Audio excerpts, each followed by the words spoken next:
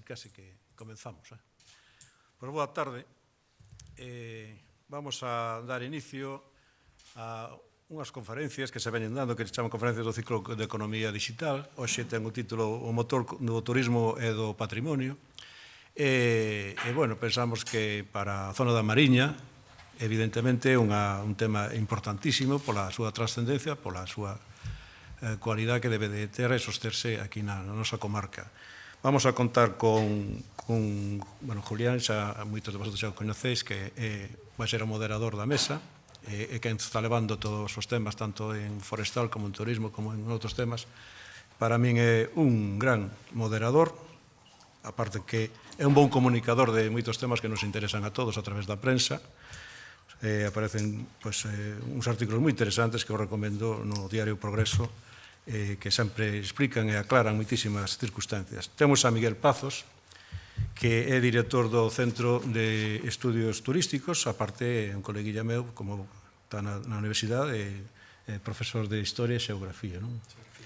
Pois pareceme na Universidade de Santiago. Está Javier Goyanes, que Javier Goyanes é presidente dos Pazos de Galicia, que tamén ten unha importancia clara, e Vicente Martín, que é un director xeral de financiamentos corporativos. Bueno, pois agora vamos a estar atentos a que nos van a explicar e seguro que vamos a salir de aquí perfectamente documentados e motivados. Eu teño que dicir que, con respecto ao que é o turismo, este ano tuve a oportunidade, non sei se os que me acompañan tiveron a oportunidade de asistir e ver, por exemplo, o que é o Vale do Jerte. Fun ali a Cáceres, a Extremadura, e tiven esa oportunidade de ver esa extraordinaria beleza das cerdeiras en flor. E dixen, home, mira que forma de facer turismo tan extraordinaria, porque é unha actividade económica, un traballo que ali se fai, é unha beleza natural extraordinaria. Ali quen vai a visitar aqueles terrenos acaba comprando, como me pasou a min, que está comprando freixas do Jerte e vai estarlas comprando mentras duren. É unha forma sostible, dalle valor extraordinario àquelo. Entón, eu penso que aquí na Mariña tamén temos 1000 disculpas para ter bon turismo, pero hai que manter un turismo que seña sostible, que realmente lle dé valor á zona, e que poidamos mantelo durante moito tempo e que realmente merezca a pena, e diversificalo de moitos xeitos. E, sin máis, eu xa dicir que desde a Diputación apoiamos estas iniciativas como debe ser así, porque evidentemente creemos no que se fai aquí na provincia. A cuestión turística é un factor importantísimo que hai que desenvolver, por lo menos aquí na comarca, bastante máis do que está. Hai que seguir pensando e seguir contribuindo a que eso sexa unha realidade en pouco tempo. E desde logo que a Diputación está detrás destas cuestións, porque creemos que son moi importantes para a nosa provincia. Así máis, xa vos deixo con Julián, para que el sexa quen presente un poquinho máis os ponentes e que disfrutemos todos desta cuestión, que estou seguro que vamos a salir moi satisfeitos e, desde logo, moito máis formados. Moitas gracias. Bien, eu paso para escoitarvos ben. Muchas gracias, Alfredo. Bueno, estamos aquí casi en familia, pero yo creo que vamos a tener la oportunidad de aprovechar muchísimo más la ventaja y la ocasión de tener a tres ponentes que representan además tres ámbitos muy diferentes del sector turístico, ¿no? Como sector poliédrico que es, bueno, pues el turismo se puede ver desde muchas realidades, desde muchas variables, ¿no? Es, por decirlo de algún modo, poliédrico, ¿no? En ese sentido, pues se puede ver desde el punto de vista de su relación con el patrimonio. Aquí en Ribadeo, bueno, pues es un ejemplo clarísimo en cuanto a patrimonio natural, en cuanto al turismo como tractor, o el patrimonio como tractor, mejor dicho, del propio turismo. Se puede ver desde el peso que tiene económico, desde el peso de lo que supone el ámbito organizativo de determinadas asociaciones, y patronales, y la unidad que pueda haber en determinados segmentos, también lo tocaremos eso hoy aquí, e incluso también las oportunidades de financiación para el sector turístico, que es una de las grandes lagunas que tiene la economía española, o las empresas actualmente en la economía española, el acceso a los mercados. Eso también lo tocaremos hoy aquí, ¿no? A través de tres ponentes que van a hacer que por su propio perfil, son complementarios en sí, ¿no? Entonces sus exposiciones, pues yo creo que van a ser más ricas, y luego serán exposiciones breves y luego pasaremos a un turno de preguntas que también creo que va a ayudar a responder a muchas de las cuestiones que hoy tenemos, ¿no?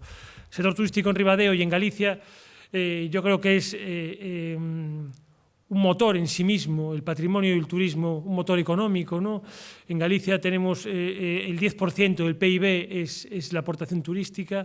Dentro del sector servicios, los servicios ya son la primera actividad económica por aportación al PIB, por encima de la industria, muy por encima de la construcción.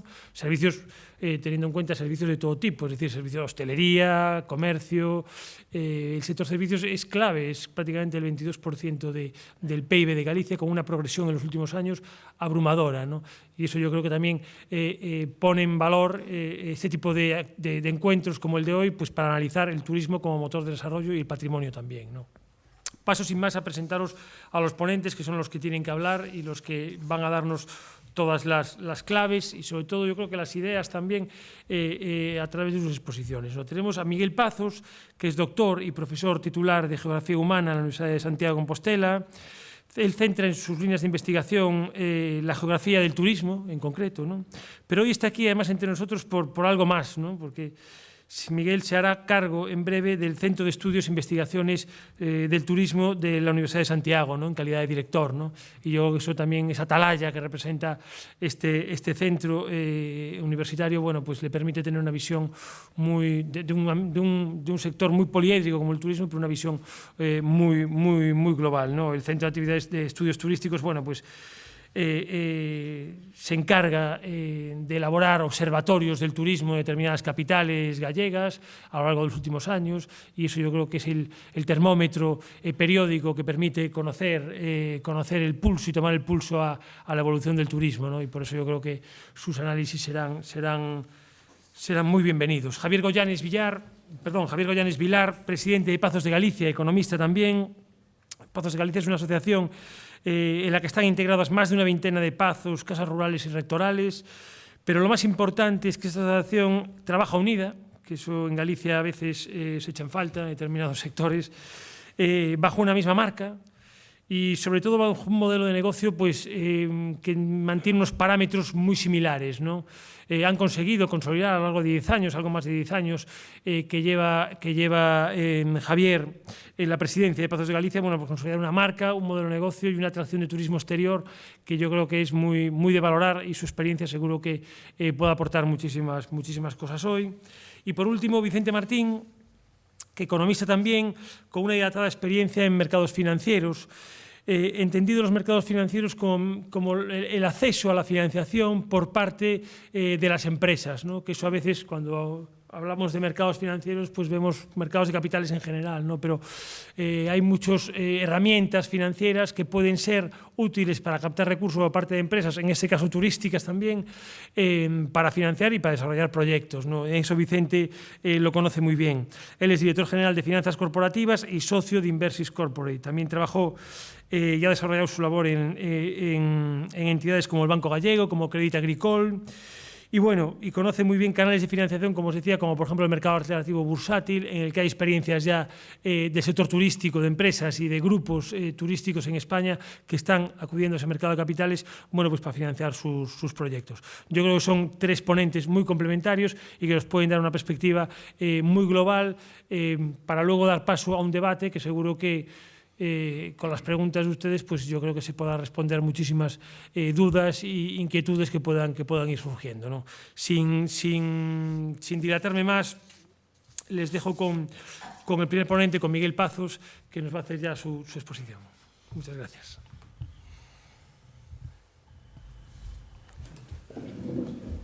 Bueno, boas tardes, moitas grazas por terme convidado a esta mesa redonda. E, bueno, quero agradecer o convite e o poder compartir con vos estes momentos. Eu vou a dar unhas pinceladas un pouco breves, necesariamente breves, porque basicamente dixeronme que me tiña que asustar un pouco a 15 minutos, e o que vou falar eu vai ser un pouco en relación co turismo. Quería contrapoñer un pouco casos digamos, de boas prácticas e casos de malas prácticas, non? A idea que todos temos é que o turismo é algo positivo en sí, non? E efectivamente é moi positivo, pero moitas veces o que acontece é que a experiencia turística pode verse, bueno, de algún xeito desvirtuada se non se regula, se non se controla, se non se ordena, se non se planifica a actividade turística. Nese sentido, a miña intervención vai ser bastante vai ser moi visual. O que traio aquí é unha colección de imaxes, só exclusivamente imaxes. Intentei fuxir un pouco do PowerPoint como tal, contexto, porque o que se detecta moitas veces é que a xente lee o PowerPoint e a veces non se xenera mellor as preguntas nin os debates que se poden provocar coas imaxes, e espero que vos resulte de interese. Vou intentar ser sintético polo tempo que teño. Ben, aquí tedes unha imaxe primeira do que é Benidorm. Benidorm como un destino turístico, un destino turístico de sol e praia, de masas, podemos decir, e arriba tedes a imaxe previa ao boom turístico dos anos 50, 60, 70, e abaixo tedes a cidade turística como a temos hoxe en día. Para empezar, se nos preguntamos ou falamos sobre Benidorm, a maior parte da xente considera Benidorm como un destino saturado, non apetecible, etc. Eso é certo, en gran medida é certo, pero tamén hai moitos autores, moita xente que está empezando a considerar Benidorm en positivo, no sentido de que é unha cidade de vacacións, unha cidade turística que concentra todo o impacto. Eso sería preferible a un modelo, digamos, de desenvolvemento turístico costeiro disperso, en donde se ocupa todo o litoral e se coloniza todo o frente marítimo. Frente a eso, este modelo, digamos, de Benidorm, esta cidade compacta, concentraría todo o impacto e xeneraría gran riqueza. Fixadevos que logo o modelo que hai por aquí é un modelo de casas unifamiliares, de baixas densidades, que ese sí que ocupa territorio. Polo contrario, estes autores, entre os que destaca o sociólogo Gaviria, Mario Gaviria, fálannos de Benidorm como un destino sostible. Pódese ir andando, hai unha recollida de lixos eficiente, é dicir, todos os servizos públicos son máis económicos concentrando o impacto nun solo sitio. Esta primeira diapositiva pode parecer unha provocación. Decir que Benidorm é un destino sostible pode parecer unha provocación, e efectivamente é unha provocación. O que se trata é de xenerar o debate acerca de que modelos turísticos queremos, se é mellor concentrar o impacto turístico e especializarse, ou optar por un modelo de ocupación do litoral en donde se arrase por completo o espacio e se ocupe por completo en baixas densidades.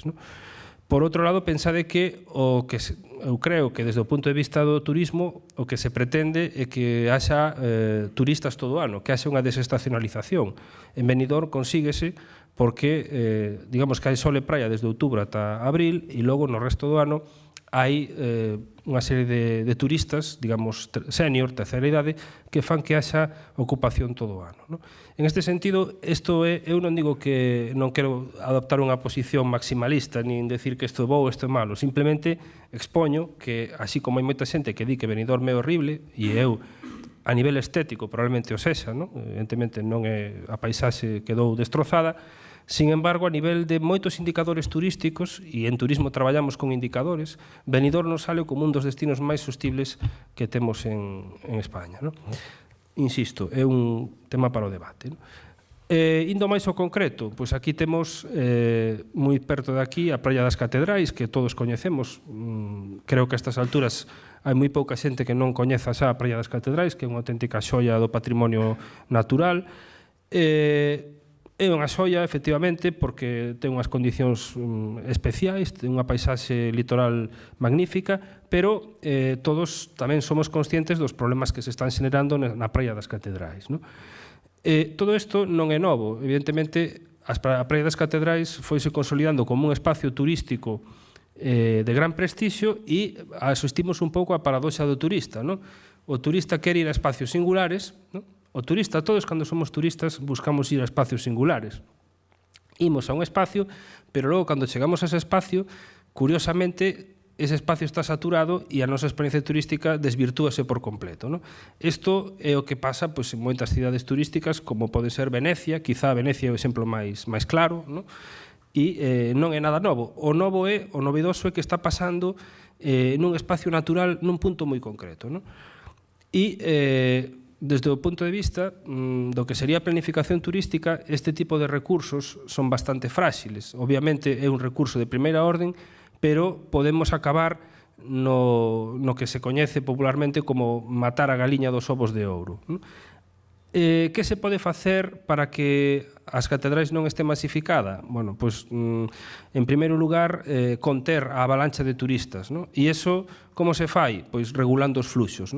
Hai unha serie de técnicas para regular fluxos de turistas e, basicamente, consisten en, no caso das catedrais ou de outros espacios naturais, poñer un límite, fundamentalmente, ao acceso rodado, o acceso en coches privados. Por qué? Pois porque se nós facilitamos que a xente chegue ata a praia mismo, evidentemente a xente vai a chegar e cada vez máis. Aquí temos unha gran esplanada dedicada a aparcamentos, como todos sabedes, pero que se fai en outros sitios? Por exemplo, en algúns parques nacionais europeos, e é un exemplo válido, eu creo, tamén no Parque das Fragas do Eume, hai un centro de visitantes en donde se acolle, se poden deixar os autobuses, a xente deixa os seus vehículos particulares e despois hai que desplazarse 1 kilómetro, 2 kilómetros andando ata ese recurso. Evidentemente, non estamos prohibindo nada, porque así todo aquel que queira ir ao recurso vai a poder ir, non se está prohibindo, pero sí se está facendo un filtro, é dicir, toda a xente que non lle interese ou que non teña especial interés, que moita xente vai, pois porque vai todo o mundo, somos a veces moi gregarios, esa xente non vai ir e podedes pensar, bueno, que pasa coa xente con problemas de saúde, etc. Bueno, habría un transporte especial para persoas con discapacidades ou con problemas de saúde. É dicir, que se trata un pouco de poñer un filtro, unha técnica que se utiliza xa por aí adiante con moita frecuencia.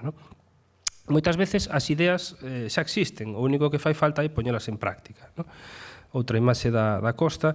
Isto é algo, simplemente unha imaxe bastante curiosa, pero que define un pouco como somos. Isto é unha área recreativa moi cerca de Santiago, está no Concello do Pino, moi cerca do aeroporto de Lavacolla, e aquí houve outro día unha festa. Eu traio porque, quero dicir, que a xente creo que lle interesan vivencias personalizadas, e isto é unha festa do colexio da miña filla que houve aquí nesta área de servicio, nesta área recreativa, perdón, unha carballeira fantástica ao lado dun regato, moi ben todo, un espacio de ocio, de turismo, pero fixadevos como a xente sigue obsesionada con chegar co coche hasta a cociña, É dicir, que a xente saca o mantel para poñer a merenda e ao mesmo tempo ten o coche co maleteiro aberto para poder cargar coa nevera, coas mesas, con todo, É dicir, que nese sentido somos todavía moi... Eu creo que nos falta un pouco de... non sei como decirlo, maduración nestas cousas, E aquí todos nos incluímos, Porque todos, en alguma medida, temos a veces este tipo de comportamentos.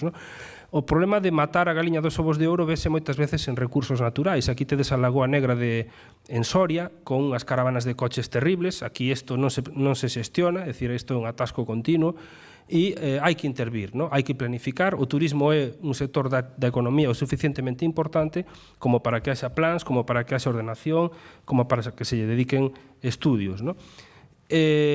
En Galicia, por exemplo, incluso temos reservas integrais, como é a reserva do Invernadeiro. E non se trata de prohibir por prohibir, porque isto é un exemplo dun espacio natural perfectamente prohibido. Aquí non se pode entrar de ninguna maneira. No Invernadeiro só podes entrar se tes un permiso da Delegación de Turismo de Ourense, da Xunta de Galicia, e para eso en grupo e con un guía, etc. Pero tampouco que ese territorio se lle saque un gran rendimento económico. Non se trata de prohibir por prohibir, trátase de regular. É distinto. O fácil é prohibir. Prohíbe calquera. Poñemos un decreto ou poñemos... Non, eu non aposto por prohibir, aposto por regular. É distinto. Claro, regular é moito máis complicado que prohibir. Prohibir é firmar un papel, aquí non se entra. Xestionar implica ter unha serie de datos, o que fan os observatorios, obviamente, recoller datos de turistas, estudiar, analizar, observar. Por suposto, ten que ser un proceso continuo, non é un proceso acabado nunca, sempre se está xestionando, e hoxe en día todo este control do que serían os fluxos turísticos, que antes se chamaba control da capacidade de carga. A capacidade de carga non é un número fixo, non é dicir hasta aquí poden chegar os turistas, sino que ese é un concepto cada vez máis dinámico de xestión, non? Patrimonio, bueno, pues, o patrimonio é moi variado. Aquí en Galicia temos un patrimonio riquísimo, como bueno, todos sabemos, ¿no? Un patrimonio de séculos, de milenios, digamos, ¿no? Si pensamos no caso da Muralla de Lugo, pero a mí unha cousa que me chama sempre a atención cando vas por aí é que, por exemplo, en Canadá, isto é unha foto de Canadá que eu tomei nun congreso que fun, calquera cousa que teñen, é dicir, calquera mínima cousa que teñen, sacanlle un gran partido turístico, ¿no? Isto é unha especie de simbolismo dos primeiros poboadores, dos indios que vivían no territorio da Canadá oriental, en New Brunswick, e sempre me chama moitísimo a atención. Ou, por exemplo, tamén en Canadá, nunha cidade que se chama Waterloo, que tiñan unha fábrica de cervexa de 1905 e era o máis antigo que tiñan, porque son territorios de nova colonización, pero ensinábano con orgullo fantástico, poñano en valor. Había unha ruta toda para coñecer a historia da fábrica, por suposto podías probar a cervexa, pero con un guía que te explicaba, é dicir, estaba todo moi ben posto en valor. E isto que un pouco teñen eu creo que os americanos nese sentido, que é moi positivo, é que saben comercializarse moi ben, saben poñerse en valor. Nós aquí temos o problema contrario, temos demasiados recursos e non sabemos a veces como poñelos en valor, ¿no? Evidentemente, eso tamén costa cartos, pero de eso falarán os ponentes seguintes, polo que o moderador nos comentou, ¿no? Como se pode financiar todo eso.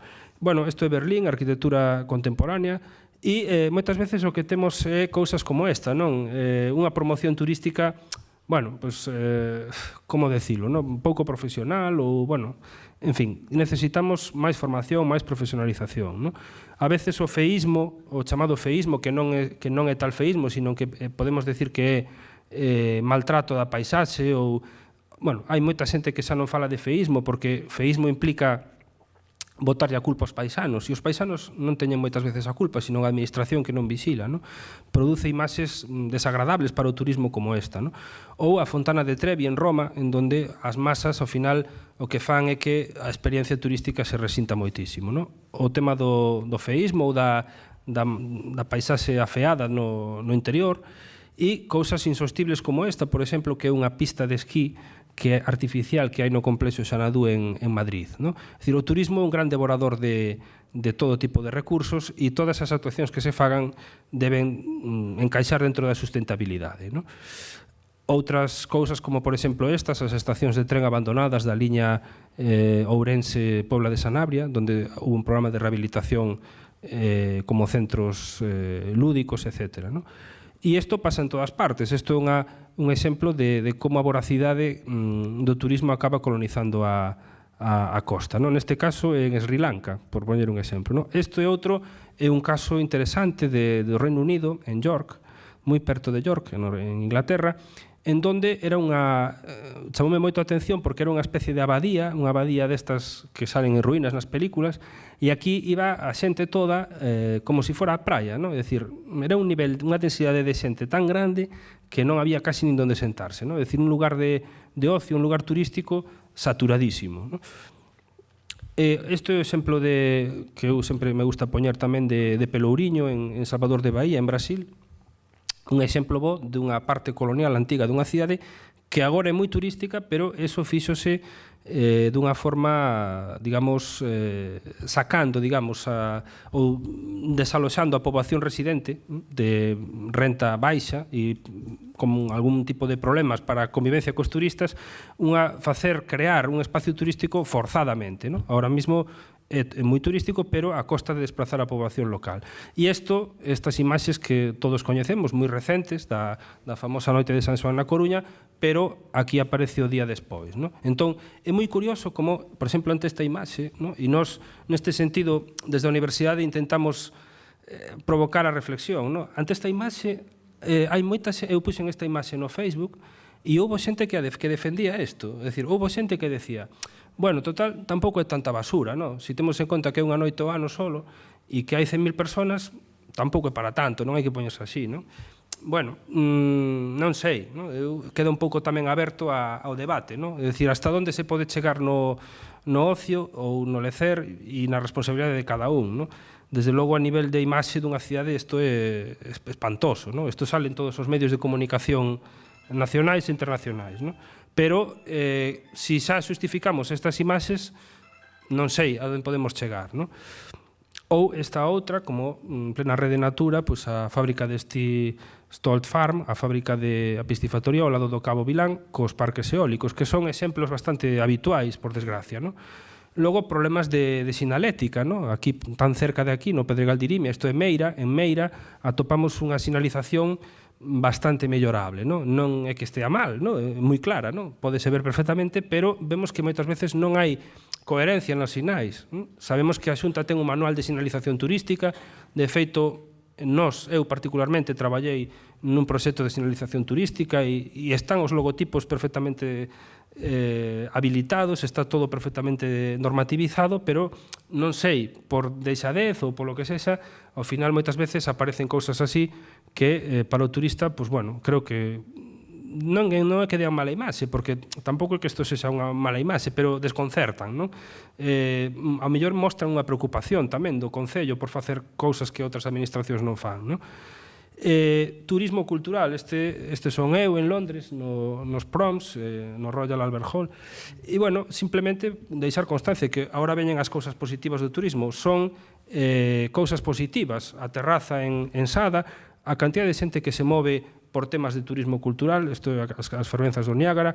Isto é outro exemplo moi interesante que eu sempre poño en Nepal, no Annapurna, isto é a Annapurna, e isto é unha parte moi rural de Nepal, en donde hai verdadeiros proxectos de ecoturismo, ecohotéis de montaña totalmente rústicos, en donde durmes encima da táboa directamente, non hai colchóns, nin hai nada, utilizas unha manta que utilizaron antes 50 ou 60 persoas, ou a saber, pero está xestionado por poboación local e funciona ben, non? Entonces, sí que hai proxectos interesantes por aí, non? Evidentemente, o potencial de Galicia é moi grande e hai que poñelo en valor, eso está claro, en este caso, pues, petroglifos, e outros exemplos de boas prácticas, como pode ser Madeira, por exemplo. A illa de Madeira, se a coñecedes, Madeira é unha illa que casi non ten praias, non? É unha illa que basa o seu turismo non ten unha praia moi pequena, de feito. No sendeirismo sénior, xente moi preocupada polo medio ambiente e que apostou polo turismo de calidade. Que é o público? Pois fundamentalmente franceses, ingleses, alemáns, de 40 anos para arriba, que están moi preocupados, moi concienciados co mantemento do medio ambiente, da natureza, e que desde logo xeneran unha riqueza moi forte, non? Eu creo que a clave, e xa vou terminando a miña intervención, é a calidade. Isto xa está moi falado en casi todo, pero en turismo pasa igual. Debemos olvidarnos do turista 1 millón, non? Esas películas que había nos anos 60, 70, Bienvenido el turista 1 millón, non? Non, non se trata de conseguir moitísimos turistas porque sí, non se trata de eso, sino que se trata de conseguir que os que veñan queiran volver, e que os que veñan gasten, non? Gasten, pois, evidentemente, canto máis gasten para nós, millor, non? Rutas temáticas que tamén se poden explotar. Insisto, os países anglosaxóns moitas veces non teñen moitos recursos ou teñen menos que nós, non? Pero, sin embargo, os poucos que teñen, explótanos de maravilla. En Londres, por exemplo, en cada casa onde naceu un persoeiro importante, en todas hai unha placa. Aquí, por exemplo, a casa onde viviu Keynes, non? O economista que ora tanto se fala del, non? Lóxicamente, é un persoeiro importante, pero tampouco é que sexa un gran coñecido do gran público, non? Ou Bela Bartok, o músico húngaro, que coñeceo moita xente que lle gusta a música, pero tampouco é que sexa un super coñecido, non? Sin embargo, os británicos e os anglosaxóns en xeral, isto sí que o fan moi ben, non? Fixadevos que teñen un selo azul, todo está perfectamente uniformizado e, por suposto, hai rutas de persoas importantes que viviron en tal barrio, en Kensington, en Chelsea, etc. Isto todo está moi ben feito, igual que fan moi ben toda a cuestión do marketing. Simplemente ides no tren polo norte de Inglaterra e tedes na estación de Settle pois un cartel bonito onde se dá a benvida á estación. Aquí o máis normal é que vos atopedes un cartel estándar que poña Ribadeo, Feve e pouco máis. Pero por que non a facer este tipo de cousas? Espacios peatonais, espacios de convivencia, E esta xa é a última diapositiva. Isto está tomada en Canadá, e isto é moi curioso, porque aquí estamos en New Brunswick, na parte do Canadá Atlántico, e donde digo eu que realmente o que sería o patrimonio natural, que é un pouco quizás o que máis nos toca falar aquí por estar en Ribadeo, realmente hai que poñelo en valor. Isto é un lugar, a bahía do Petit Kodiak, en donde a marea existe a marea con máis oscilación do mundo, é dicir, a marea máis amplia do mundo, non? E isto explica perfectamente, un cadro, unha táboa onde explica ese proceso natural, non? Entonces, moitas veces o que falta é isto, non? Falta a mellor interpretación, falta poñer en valor, falta seleccionar o turista, non se trata de prohibir, evidentemente eu non quero prohibir nada, nin me interesa que me tachen de prohibicionista, ni moito menos, non? A veces fálase de que non deixar entrar os coches e prohibir. Bueno, eso non é así, non? O que hai que facer é regular, non? Creo que é un concepto bastante distinto e que é fundamental, porque na Mariña en concreto todo acaba caendo a un punto onde está perfectamente identificado o problema xa, non? E de feito hai vídeos por aí do alcalde de Ribadeo, en YouTube, hai, en fin, saliu na prensa por doquier en todos os medios e eu creo que habría que facer algo, non? E, sobre todo, diversificar, porque a Mariña non é só as catedrais, a Mariña tamén é Mondoñedo, a Mariña tamén é o Camiño Norte, a Mariña son os escritores, é Viveiro, é dicir, non debemos pensar que o turismo se debe concentrar, ao contrario, eso é o que non debería ser, non? E é xestionar fluxos, o cual non é para nada fácil, non? Nos, desde a Universidade, podemos axudar en isto, desde logo, temos metodoloxías, temos contactos, temos redes de traballo onde, bueno, pues, se pode botar unha man, obviamente, ¿no? Pero corresponde eso aos políticos impulsalo, desde logo, ¿no? Pola miña parte, nada máis. Gracias. Muchas gracias, Javier. Tiene la palabra ahora Javier... muchas gracias, Miguel, quiero decir. Tiene la palabra Javier Goyanes Vilar, presidente de Pazos de Galicia. Bueno, yo voy a ser breve porque, bueno, tampoco estamos para grandes conferencias aquí hoy, me parece. Pero lo que sí es cierto, incluso, es que voy a poner un poco el elemento práctico, lo que es la vivencia día a día con la gente, ¿vale? Y voy a empezar contando una anécdota que tuve al poquito tiempo de abrir yo. Vino un ingeniero vasco, me acuerdo, y llega allí a Bachao y me dice... no, mira, es que hace muchos años me presenté a hacer el dique de abrigo de Malpica y tal, y me gustaría ir a ver cómo quedó y tal, ¿no? Y digo, pues mira, te explico cómo se va y tal y cual.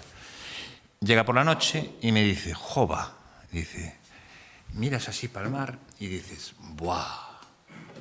Y miras así para tierra y dices, buah. O sea, eso fue, que te diga eso de tu tierra... Te reconcome por dentro y dices, bueno, ¿qué está pasando? ¿Qué estamos haciendo? Entonces, lo que voy a plantear yo hoy es un poco, esto es, digamos, el impacto así inicial, ¿no? De decir, oye, esto es la tesis nuestra, que es decir, oye, no nos estamos cargando la gallina en los huevos de oro. O sea, viendo el título digamos, del ciclo de conferencias, me pareció muy interesante, digo, el motor del turismo y el patrimonio. Y digo yo, bueno, lo primero que a lo mejor tenemos que darle es la vuelta y decir... cómo el patrimonio mueve el turismo, porque a lo mejor es lo que podemos tener como fortaleza en Galicia, ¿vale? Porque luego lo diré, ¿no? Pero aquí nadie viene a la playa, ¿vale? O, sobre todo, en el sentido de decir, oye, ¿qué ocurre si el patrimonio, que es nuestra fortaleza, desaparece, se convierte, digamos, en un problema en vez de ser en una fortaleza, ¿vale? En ese sentido, un poquito... cómo nace Pazos de Galicia y tal, y sobre todo porque explica un poquito la importancia que nosotros le damos tanto al patrimonio como, digamos, pero en un sentido muy amplio, ¿no? Pazos de Galicia nació en principio como una asociación, después tuvo una SL, ¿no? Digamos que es la parte negocial, pero tenemos la asociación, digamos, que nació como para la defensa del patrimonio cultural, para el patrimonio gastronómico, patrimonio histórico, etcétera, y para lo que desde nuestra perspectiva podíamos hacer, desde nuestro pequeño nichito, que al final no dejamos de ser pues 20 hoteles pequeños de Galicia, ¿vale? Y en esto decíamos, bueno, nosotros que tenemos ya en el año 2000, dijimos, bueno, tenemos una historia muy fuerte, digamos, tenemos unos edificios que son potentes en el sentido de que no tenemos clientes, tenemos huéspedes, y lo que les ofrecemos es no contarles la historia, sino que se metan dentro. O sea, no contarles que aquí hubo un pacto republicano, no. En el Pazo de Hermida te puedes sentar a desayunar en la mesa en que se firmó el pacto republicano, ¿vale?, de Galicia. Entonces, ahora que digo esto del republicano porque está muy de moda últimamente, ¿no? Pero esa era la primera, digamos, lo que era más obvio, ¿no?, el tipo de edificio que teníamos, ¿vale? Y lo segundo eran las nuevas tecnologías. O sea, en el año 2001 no era tan obvio como ahora, pero sí era cierto que, de hecho, tenemos una socia de Sober que nos llama los .com, porque claro, en principio nadie hablaba de las .com. Entonces, toda nuestra estrategia de comunicación, incluso, era www.pazosdegalicia.com. Nunca hablábamos de Pazos de Galicia solo, ¿no? Entonces, sobre esta, digamos, armazón inicial, se construimos un cuadro de mando muy complicado, que tampoco vamos a explicar aquí, y alrededor de la marca, una marca muy buena que teníamos, un montón de elementos que sabíamos que éramos fuertes, ¿vale? Y empezamos a trabajar, ¿vale? Bueno, al final hemos conseguido una cosa, si quiere un poquito, que funciona más o menos, ¿no? Pero llega la siguiente fase que decimos, bueno, nos empezamos a dar cuenta que tenemos un riesgo, y un riesgo muy importante, que además, pues un colega de aquí, de periodista, nos lo acuña un día y nos lo define perfecto, y nos dice, el problema que empezáis a tener es que sois turismo isla. Y digo yo, turismo isla. Y dice, sí, porque la gente viene a vuestras casas, está genial, pero es que casi no puede salir, porque sale por la puerta y se encuentra con un cementerio de hormigón, al lado de un BIC, de un interés cultural. O se va a dar un paseo y lo único que encuentra son edificios de 4 plantas en aldeas de 200 habitantes, muros testeros que nunca nadie va a enfoscar, no sé qué, un montón de cosas. Tal. Entonces, y después, como recursos turísticos que hablabas tú, claro, las playas de las catedrales o la Catedral de Santiago, la Almendra de Santiago, se convierte en otra isla. O sea, yo al final relato siempre experiencias de huéspedes míos, ¿no?, que venían a mi casa y dicen, bajo a Santiago, plas, los coges en el coche, les dices cómo llegar para que vayan así directitos, tienen que entrar por una carretera ya muy fea, ya el principio de Santiago ya es muy feo, pero bueno, llegan allí y entran por la carretera de Santa Comba, tú lo conoces bien, pero bueno, llegan allí a un parking, se meten en San Clemente, salen, plas, ven la catedral, ya hemos acabado, se pegan una vuelta, van al mercado, no sé qué. El problema, cuando los sacas de ahí, en Santiago, que es patrimonio de la humanidad, o sea, ya no hablo del resto de las ciudades, ¿no? Pero, entonces, ejemplo, inglés, bueno, que por razones, con, digamos, cierto trato personal con él que creció, me lo llevo, lo descargo en Santiago, se pega todo el día por allí y después le digo, oye, te llevo a dar una vuelta por Santiago para que veas el resto. Llega a mi casa y otra frase durísima, de la cual me acordaré siempre, que es, no me debiste haber llevado. Estaba yo encantado con haber conocido tu ciudad, he visto la parte nueva y es horrible, claro, porque para un inglés lo que es el ensanche, la zona nueva, todo lo que es Santiago, que no es la Almendra, todo lo que se hizo después del siglo XIX, duele, les duele, y claro, y a mí me duele que me lo digan, claro, ¿no? Entonces, ese riesgo, el perder o no ser, que le llamamos nosotros, ¿vale? Dices tú, vale, se ha destrozado el patrimonio, hemos destrozado el medio ambiente, hemos destrozado todo. Sí, pero el problema es que estamos en camino, si no ya está, de estropear también un gran negocio, yo soy economista, que es el tipo de turismo que podemos tener. Porque el tipo de turismo que podemos tener nos es muy difícil competir, lo iba a decir después, pero lo digo ya ahora, que es en turismo de playa nos es muy difícil competir con Canarias, en turismo de playa duro, o con Benidorm, que ponías tú, o con Málaga. ¿Por qué? Porque tiene más sol. O sea, no, aquí te vienes y te caen 15 días de lluvia y te caen 15 días de lluvia. Entonces, sí hay un cierto mercado, nicho de gente que quiere escapar a ese calor extremo y que prefiere que lo lleve una semana, pero en el turismo puro de meter tal, o sea, o del turismo barato, no vamos a competir nunca con Magaluf. Eso es imposible. Entonces, el nuestro tiene que buscar su modelo. No sé exactamente si el del patrimonio es tal, pero parece el más obvio, que es decir, el del turista, entre comillas, culto. Por lo menos el que yo veo. Ese sí que aprecia. Claro, el problema vendrá después, ¿no? Entonces, el riesgo, tú dices, no hay feísmo, decías tú. Lo saco un poco por tal. Yo lo tengo apuntado aquí, feísmo. Sí, pero yo no, es lo que digo yo, el feísmo que entendemos a lo mejor por los periódicos, el feísmo no es la taza de un VC reconvertida a buzón. El feísmo no es el sofá puesto en una parada de bus Eso casi hasta es pintoresco, el tipo que coge un somier y lo usa de cancela para la finca. Porque eso al final coges un día un camión, si hay un representante de una mina, lo agarras, lo metes en un camión, lo llevas a un punto limpio y se acabó el problema. El feísmo viene en todas las partes del patrimonio y cada una en su nivel, yo creo. O sea, por lo menos nosotros, hablando de nuestras conversaciones de Pazos, es a donde llegamos, ¿no? Hay feísmo gastronómico. Y dices tú, ¿cómo hay que feísmo? Sí, en Galicia era un sitio que se comía sencillo y bien en cualquier esquina. Tú ibas a cualquier puerto de mar y tu xovita fresquita, tu pimiento bien frito que has puesto tú y tal, y comías como Dios. Ahora hay verdaderas calles que están llenas de kebab, franquicias, de pinchos de no sé dónde, de las 100 pontaditos, y de hamburguesas barateiras y de nécoras que, vamos, no pisaron el agua de Galicia ni congeladas siquiera. ¿Vale? Entonces, eso es feísmo también. Y aparte, estamos perdiendo. Yo siempre digo lo mismo, o sea, ¿tú a qué vas a Inglaterra? A comer un Cornish pasty, para comer una pizza, te la comes en tu casa, que está mucho más cómodo viendo la tele. Entonces, yo creo que la globalización desde esa perspectiva es mala. ¿Y por qué es mala? Porque al final nos uniformiza a todos, es como el comercio un poco. O sea, tú vas ahora a cualquier calle comercial del mundo y ese turismo, por ejemplo, ya se empieza a perder también, porque ¿a qué vas a ir a...? Si total, para comprar en Zara, compras aquí al lado, lo tienes mucho más fresquito, que acaba de salir de la nave de Arteixo, ¿no? Entonces, recuerdo, me estoy acordando ahora, me recuerdo en Ámsterdam, que eso no es de aquí, pero sí es en Ámsterdam, llegué al hotel, digo, mira, yo quería un restaurante, por decir así, indígena, ¿no? Comida de aquí. Me dan una dirección, el taxista nos lleva a Plaza, llega un indonesio. Y digo yo, vuelvo allí, y te pedí un restaurante holandés. Y me dice, claro, ya te mandé. Era un indonesio. O sea, ese es el problema, que ahora aquí el Franco de Santiago es un ejemplo de esto. El Franco de Santiago, el gato negro que está así medio sobreviviendo, pero el resto ya es o pulpo congelado, así de guiri, no sé qué, de marisco congelado, o, bueno, tú lo sabes, tú los que andáis mucho por Santiago, o ya es, hay kebab, hay hamburguesas, hay pinchos de esto, no sé qué. Entonces dices tú, bueno, ¿alguien va a venir a Santiago a comer eso? Yo creo que no. Yo para comer un kebab me voy a Estambul. No, digo yo, o para comer una pizza me voy a Roma. Después hay el feísmo de paisaje. O sea, el feísmo de paisaje que es el monte quemado, el río que no tiene truchas. O sea, la gente va a Escocia y va a Irlanda a pescar. Aquí, ¿cómo lo vas a traer a pescar si el tramo mío de río, periódicamente las 4 truchas que hay las mata un vertido, no sé qué? Eso también es feísmo, ¿vale? El feísmo es el feísmo de tradiciones. O sea, tú cuando vas a un país o cuando buscas el turista medio, el turista culto, busca, digamos, algo distinto, algo que se haya hecho de otra manera o que se haya inventado de otra forma, ¿vale?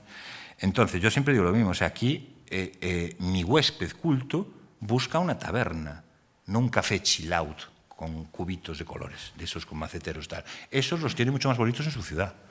Entonces, al final dices tú, matamos la taberna, matamos el comercio de proximidad a las aldeas y no sé qué, no sé cuánto, para montar chiringuitos homogéneos y aburridos, entre comillas, aburridos para el visitante, ¿vale?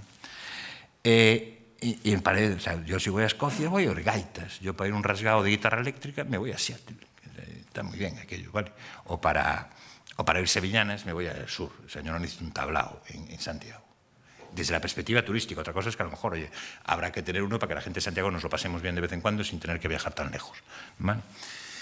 Y después está el gran feísmo que tenemos en Galicia, que es el arquitectónico. Pero el arquitectónico, en ese sentido que hablaba antes, no es ese VC ni ese somier, es el muro testero. Bueno, en Santiago, en los Concheiros, hay una obra que dices tú, en una rotonda, un bloque solar, y de repente hacen un edificio de 4 plantas que se ve que tiene luces y dejan el muro de 4 plantas allí para que lo suframos el resto de nuestra vida. Y dices tú, ¿se hizo en el año 60? No, se hizo hace 3 años o 2, ¿no? Tú lo ves. Y está el edificio ese, después una casa unifamiliar, un montón de dinero gastado en unas escaleras, unas rampas allí, que debe haber un montón de toneladas de hormigón y de piedra, ¿vale? Que eso sí que es despilfarro, y aquí soy un verso suelto y no la ciudad de la cultura, o por lo menos la biblioteca de la Ciudad de la Cultura, por ejemplo, ¿vale? No entro más porque ya sé que soy verso suelto. Pero, y de repente unos juzgados. Entonces, eso es una franja así de una calle que me parece que se llama Berlín, yo le llamo el muro de Berlín, ¿vale? Porque nos han sufrido. Y después viene esa segunda parte que decimos, es la siguiente fase del feísmo, que es destrozado todo, vamos a ver si lo arreglamos haciendo tonterías, ¿no? O sea, empezamos a meter un huerto urbano al lado, Dices tú, vale, pero coño, en huerto urbano será mejor poner un parquecillo que la gente vaya tranquila, que no sé qué, no sé cuánto, y no, lo metemos al lado de ese muro de Berlín, que hay huertos urbanos allí. Y después empezamos a poner aceras y farolas, y paseos marítimos y tal. Entonces, ¿no será más fácil no destrozar que después con algo mucho más sencillo? O sea, tú vas a Cadaqués y no hubo que hacer ningún paseo marítimo, es el que había, está un poquito anchado y tal, y no pasan los coches, y no pasa nada, no pasan los coches, lo que decía él. Tú vas a los Cliffs of Moher, estos en Irlanda, por ejemplo, que es un concepto muy parecido a las playas catedrales que has sacado tú. Y tú dejas el coche, como dice, a 1 kilómetro. Llueve mucho más que aquí, o sea, no pasa nada por mojarse, ¿vale? Llegas, vas andando, sí, no sé, 1 kilómetro, y hay metido ahí enterrado en la montaña, hay un centro de interpretación que entras, ya te dejas tus dineros, ya no sé qué, no sé cuándo. Y después te vas a ver los acantilados, que es muy similar a esto, es un concepto, son unos acantilados cortados, muy bonitos y tal y cual. Pero allí no hay este desfase general. O sea, yo creo que los Cliffs of Moher, o lo que sería las playas catedrales aquí, es la razón para traer a la gente. Una vez que tengo aquí, tengo que agarrarla. Pero tampoco tienen por qué ir todos el mismo día, a la misma hora, a la playa. Es lo que dice él. O sea, y una vez que tengo aquí, tengo que darles pues, la razón para ir desde Ribadeo a la playa de las catedrales andando. ¿Y eso qué te lo da? Cuidar el entorno, cuidar el patrimonio. En Galicia hay pocos sitios. Yo camino mucho y en concreto, este tramo de costa hasta el polígono de la refinería, allí después estoy llegando a Callón, me lo han dado lo más cerca que se puede andar de la costa. O sea, me lo han dado pegadito, ¿vale? Estoy andando Galicia entera pegadito. Entonces, hay muy pocos sitios en que andes 5 kilómetros sin decir en algún momento. Porque es algo, o sea, llegas a un... Dices, coño, pero aquí habrá 300 habitantes. Coño, ¿qué hacen 6 plantas aquí? ¿Qué coño pintan 6 plantas en un pueblo de 500 habitantes que además se queda medio vacío siempre? O sea, ¿por qué no hemos construido más bajito? Yo al final a veces digo, de paleto sin saber nada de arquitectura, digo, no habrá nadie que diga, oye, mira, a partir de ahora, hasta 1000 habitantes una planta, hasta 2000 habitantes 2 plantas, y subir así, porque es que... Y sobre todo cerrar manzanas, o sea, 4 conceptos, que no haya testeros, que si el edificio va exento tenga 4 fachadas y no 2, que haya una ordenación de usos, que no puede haber una granja de cerdos al lado del concello y al lado del centro de salud y no sé qué. Bueno, en la revista esta tenemos una foto que fue en junio y tal, que es por allí por Vilaboa y se ve perfectamente, o sea, lo que es Galicia, ¿no? O sea, al final es los señores de Fenosa que vienen y ponen una caseta y una línea de alta tensión, ¿vale? El centro, que era lo que motivó aquel, digamos, núcleo tal, que era una iglesita barroca, preciosa, tal. Al lado, un centro de salud, ¿vale? De esos modernos que no pegan ni con cola y tal, que, como digo yo, hay arquitectos que son capaces de poner un pabellón de deportes en la zona vieja de Santiago, Clunis. ¿Alguien sabe que existe allí en el medio, al lado de la policía, un pabellón de deportes allí metido, enterrado? Pero ¿cuál es su ventaja? Que no se ve. Nadie sabe que está allí si no te lo dicen, ¿vale? O Siza fue capaz de construir al lado de Bonaval. Pero claro, igual que yo no soy Keynes, ¿vale? Pues tendrás que estar a tu nivel. Yo no me atrevo a escribir un tocho así de economía, pues hombre, a lo mejor no todos los arquitectos se pueden atrever a construir al lado de una iglesia barroca. Y habrá que empezar a limitar eso de que digamos, oye, vamos a poner un centro de salud perfecto. Pero es que al lado, encima de la iglesia, en el tejado, hay una antena de telefonía. Y es que al lado hay un bloque de 4 pisos en una aldea que tiene, pues sí, tendrá 100 habitantes. Entonces, claro, todo eso junto, si lo ves, lo numeramos y dices tú, esto es Galicia. Hemos creado un... Bueno, y por la carretera que vas, es la que va por debajo del puente de Rande hacia Vilaboa, hay un montón de rotondas que tienen una entrada y una salida.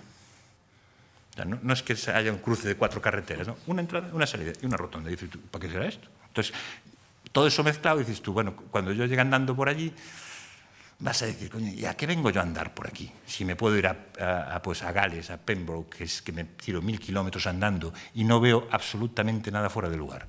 Y cuando joroban en Europa, joroban un sitio. Oye, como digo yo, los ingleses tienen gasolina, o sea, tienen refinerías, y los alemanes, y tienen fábricas, y tienen no sé qué, pero claro, oye, hay este sitio, pues lo que dice el modelo venidor, que vamos, hay que meter una refinería porque tenemos una gasolina. O sea, nadie dice que no tengamos gasolina, pero lo que no podemos andar es poniendo de todo en todas las esquinas. ¿Vale? ¿Qué es lo que hacemos nosotros? Nosotros destrozamos todo, somos extensivos en el destrozo. ¿Vale? Maltratar la costa, eso es la famosa ley de los 500, que después desaparece, la famosa ley de costas, que de repente se desaparece. Entonces dices tú, coño, los 4 intentos que hubo, al final por alguna razón desaparecen y seguimos, volvemos a destrozar. Entonces ya, para una vez que alguien tuvo una lucecita que dijo, oye, vamos a parar, Porque viene a mí un señor político, me dice, claro, es que si hay aquí un edificio, ¿por qué no se va a construir aquí? Digo yo, hombre, porque este ya está y habrá que esperar a que se caiga, pero si haces 8 más, ya no hay forma de que se caiga. Y aparte, si ya tiene 20 años, hombre, en otros 20 se cae, por lo menos ya vamos cogiendo sitio, ¿no? Es un poco lo de Fenosa también. O sea, dice, no, es que tú no quieres luz y crecimiento económico. Es la gran coartada, ¿no?, de todo esto. El crecimiento económico y la luz. Y yo quiero luz. Pero, pedazo desgraciado, se puede entrar al cable. No tienes por qué ponerlo por las narices. En la rectoral de Fófera han puesto una línea de alta tensión por las narices. O sea, se puede entrar un cable. O sea, y eso no implica que no te quedes sin luz. La gran coartada que decía yo, para todas muchas de estas cosas, la gran coartada aquí en Galicia es que, claro, y el desarrollo económico. Y dices tú, hombre, el desarrollo económico al final, dices tú, Suiza es un país que se vive muy bien, de hecho, desgraciadamente, hasta volvemos a emigrar allí. Y es todo muy bonito, ¿eh? Allí no hay nada reventado. No hay estas barbaridades que tenemos aquí, no se destrozan los centros históricos, no se construyen burradas al lado de las iglesias. Y vivir muy bien. Pero es que Alemania también, pero es que Francia también, pero es que Gales también y que Irlanda también. O sea, Irlanda es muy parecida a nosotros. Destrozan unas zonas, cierto, pero eso pasa en todos lados, ¿vale? Y a lo mejor, no sé si hay que asumirlo o no, se podría suavizar. Pero lo que no se puede es destrozar todo. O sea, no puede haber talleres por toda Galicia. Talleres los hay al lado de las iglesias, al lado de los concellos, en los polígonos industriales. Bueno, los polígonos industriales no, que no se llenan. Pero, coño, a veces dices, ya que hemos hecho un polígono industrial, saquemos los talleres de la ciudad. Y decir, oye, y además si están vacíos, hasta regalarles el suelo, porque es que total, para que sirvan para algo, ¿no? La mejor prueba de que toda la legislación del suelo que hemos tenido en los últimos 40 o 50 años y todos los planes y todo tal no sirven es darse un paseo, como digo yo. O sea, yo no sé qué plan urbanístico tienen en Holanda. Yo no sé qué tipo de plan urbanístico tienen, hablábamos antes de si pasas a Francia o en el País Vasco, o casi aquí en Asturias. Entonces, no sé, habrá que ir allí, los técnicos en la materia, y decir, oye, a ver, ¿cómo hacéis vosotros? O sea, en Marrakech, bueno, es una dictadura, y vamos, no lo quiero poner mucho ejemplo, no me gusta, ¿no? Pero en Marrakech solo se puede pintar de naranja. Y es un país del tercer mundo. Nosotros, que somos civilizados, ponemos rosa porriño en el norte de Coruña, al lado, pues lo que decía, de granito país de una iglesia, de una torrecilla de una iglesia barroca. Y a nadie le importa. Es piedra. Bueno, a ver, es piedra, pero habrá que poner la piedra en su sitio, no de cualquier manera. ¿Por qué es importante? Porque yo creo que Galicia lo que necesitaríamos es realmente tener un modelo de turismo. Parece que queremos llegar a todos lados y no acabamos de hacer nada bien, ¿no? O sea, queremos turismo de playa, sí, tenemos turismo de golf, queremos turismo de balneario, queremos turismo rural, Entonces, al final, queremos todos los turismos y no sé si estamos haciendo alguno bien, ¿no? Es una duda que me queda aquí. Entonces, para desarrollar un modelo,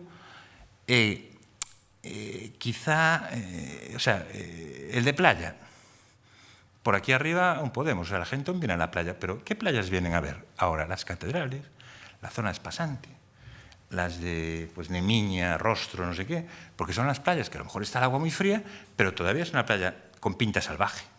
Bien. Salvo esta de al lado de Muxía, que vas por el camino subes de Fisterra a Muxía, la última playa antes de Muxía está destrozado, pero la playa anterior, que es muy bonita, un parador. No vaya a ser, perdona que te lo diga a ti, pero hay que jorobar una playa. Bien. Y es así, o sea, ¿qué necesidad de meter un parador allí? Cuando a lo mejor lo metes en otro sitio medio escondido, y eso sí que se convierte en un activo. La gente va a ir al parador porque va a ir a esa playa. Desde el momento que esté el parador y 4 chiringuitos y no sé qué, no sé cuánto, una playa preciosa deja de ser atractiva. Por lo menos a mi entender. ¿Vale? Ideas, que es un poquito ya para acabar, porque además me estoy hablando mucho, me parece. Son 3 pinceladas así a lo mejor a nivel de tal. Primero, el destino. Como destino, yo creo que hay una hiperfragmentación. O sea, es muy difícil, lo hablábamos antes. La gente que vaya a Brandenburgo es complicado. Hablo en este momento de la promoción internacional, ¿no? La gente va a Berlín. Una vez que la tienes en Berlín, lo que tienes que hacer es liarla para que se quede. O una vez que está buscando Berlín en Google, que es ahora lo que funciona, dice, no, si usted va a Berlín, o sea, es que no puede dejar de ir pues lo hablamos antes, a Brandenburgo, oye, y a Potsdam le suena a usted los libros, de cuando estoy en el cole, vaya a saberlo, no sé qué. Bueno, pues esto yo creo que es algo parecido. Deberíamos desfragmentar la promoción, porque yo creo que estamos dilapidando mucho recurso en cada uno en su finca. Entonces, Galicia no es tan grande a nivel internacional como para merecer 55 formas de promocionarla. Y sobre todo, a mí se me hace difícil, por decirlo así, o sea, si cogemos Galicia conjunta, sí que puede justificar que a lo mejor convenzas a un alemán o tal, y dice, vete allí porque vas a ver un montón de cosas distintas y no sé qué. Si pretendemos que venga a ver solo la playa de las catedrales, o la Catedral de Santiago, o la Torre de Hércules, se me hace difícil. Se me hace difícil porque hay destinos turísticos mucho más potentes en el mundo y al final esto funciona así, ¿vale? Yo creo que en algún momento tenemos que empezar a trabajar activamente y poner un principio de decir, bueno, hasta aquí hemos destrozado, tenemos que parar porque no podemos seguir poniendo más cables aéreos. O sea, ya tenemos los que tenemos, vale, no cuesta una riñonada hoy enterrarlos, cierto, pero al menos los que se pongan nuevos que vayan enterrados o que vayan de alguna manera, pero no puedes colgar el cable pues hablo de la fachada barroca, pero es que los cables aquí se cuelgan así, ¿vale? Necesitamos, por decirlo así, un modelo, ¿vale? Y después un apunte que él dijo que no iba a hablar, pero yo sí voy a hablar un poquito, que es más como está el mercado español, incluso, ¿vale? Necesitamos dar una solución a los aeropuertos. O sea, son cosas, digamos, hemos llegado a un punto que es difícilmente entendible, pero de alguna manera también hay que atajarlo. O sea, es difícil entender. O sea, yo a veces lo digo. ¿Cómo puede ser entendible que tengamos 3 aeropuertos, no sé cuántos miles de millones que cuesta el eje atlántico del AVE, y que ninguno de los aeropuertos tenga una estación de AVE? O sea, que no hayamos dicho, vamos a conectar el 70% de la población gallega con un aeropuerto. Aquí, o sea, sin saber nada de movilidad y tal, parece así una cosa muy lógica, ¿no? Decir, oye, ponemos un apeadero y que la gente pueda subirse 20 minutos y estar en un aeropuerto. ¿Vale? No lo entiendo. Pero bueno, hemos llegado a un punto que tenemos los 3 aeropuertos, hay un montón de condicionantes, todo lo entendemos y tal, pero es que a lo mejor tenemos que empezar, igual que yo antes decía, tenemos que empezar a ser beligerantes con el destrozo del patrimonio, en el sentido de decir, oye, el vecino que nos haga una casa fea, nos la pinte de amarillo, la deje sin tal, tenemos que ser beligerantes con él, no es decirle, oye, no, mira, incluso yo digo, cuando dice, no, es que no tiene dinero, bueno, eso me callo y a lo mejor habrá que ayudarlo. Pero coño, es que hay alguno que tiene la casa hecha una mierda o ha hecho una mierda de casa y tiene un BMW apantado, que te cagas en la puerta. Entonces dice, bueno, no, cómprate un coche más barato y arregla tu casa. ¿Por qué? Porque eso es parte de mi entorno. El coche, mira, es tuyo y haz lo que quieras con él. Pero es que tu fachada, o como tengas tu jardín, o que colgues 4 plantas, es parte de mi entorno, de cómo yo disfruto y cómo vivo con mis vecinos, ¿vale? Entonces, cuídalos. Entonces, en ese sentido, somos, creo, todos un poco culpables. Culpables porque además, por ejemplo, en Pazos es una cosa que decimos, sí que es cierto que tenemos una cierta parte didáctica. Entonces, al final, donde hay un pazo, y se arregla, se rehabilita, la gente, el gallego en realidad dice, coño, mira, pues queda bonito. El que destroza no es ese paisanito que se supone que a lo mejor tiene menos recursos, tal, no. El que destroza no es ese, el que destroza es el de ciudad, que va al campo y tal, ¿vale? O el que hace grandes urbanizaciones de adosados todos igualitos y pipipi, ¿vale? O edificios gigantescos o testeros. Pero el otro no, incluso llega un momento que dice, ay, mira, ahí se puede vivir en una casa de piedra con calefacción. Y las ventanas de madera, mira, no se pintan tan a menudo, que parece que tengan que poner aluminio para todo. Y te vienen y te preguntan y dices, no, mira, yo le echo aceite cada 2 o 3 años. Y dices, solo, sí, solo, no hace falta echarle más. Dices, vale, y mira, es muy calentito, porque mira, toca aluminio y toca madera. ¿Ves? Esto está caliente y esto está al lado. Y dices, pues tienes razón. Entonces, la gente empieza a recuperar y dice, ay, mira, ahí se puede calentar una casa de piedra. Sí, hombre, se puede calentar una casa de piedra, ¿no? Y no es más caro que una de las otras. Entonces, esa parte didáctica también deberíamos meterla, ¿vale? Bueno, volviendo a los aeropuertos, me he ido un poco. El problema que tenemos ahora es que el mercado español está completamente deprimido. O sea, nos ha bajado, en Santiago, que es el dato que tengo, ha bajado por como un 40%, o sea, es una salvajada. O sea, esta mañana en mi casa no se hablaba español, así de claro. O sea, estaba el comedor de desayunos lleno, eran todos pues, franceses, belgas, tal. Era un hombre de Orlando, ¿vale? ¿Y esto cómo se hace? O sea, al final, ¿cómo traigo yo gente? Lo hablábamos antes, diciéndole, mira, tiene que pasarse usted 20 y pico horas en su vuelo y pagar 1.000 euros, y aunque yo después le cobre 50 por la habitación, o le cobre 30, o se la regale. No va a venir, o sea, no viene nadie 5 días o tal.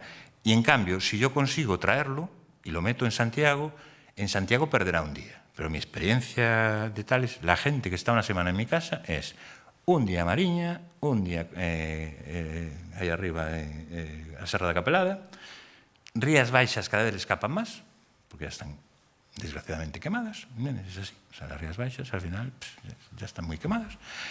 Un día Lugo, un día Ourense, un día Coruña, o sea, al final en Santiago lo ven en un día, el más culto día y medio, el resto del tiempo está extraído. Entonces, de alguna manera tenemos que traer a la gente y conseguir que se esté. Y entonces, ahora viene la segunda pregunta, que es, a la gente de Ribadeo, por ejemplo, a la gente de Lugo, a la gente de Ourense, eso es más claro, o sea, esta gente que dice, tú le planteas y le dices, a ver, pregunta, ¿qué queréis tener? ¿50 o 60 destinos en un aeropuerto que lo tenéis a 40 minutos o a 50?